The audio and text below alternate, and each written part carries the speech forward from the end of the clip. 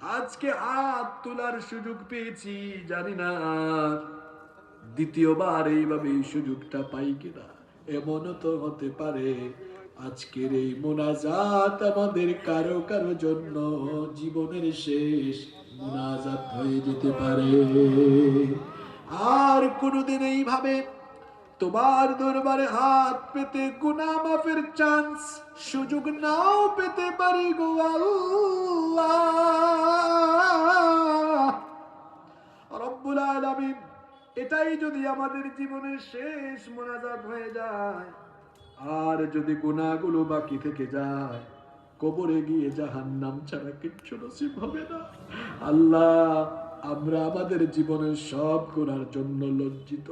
আমরা অনুতপ্ত হয়ে তওবা করছি, ওয়াদা করছি আর কখনো গুনাহ করব না।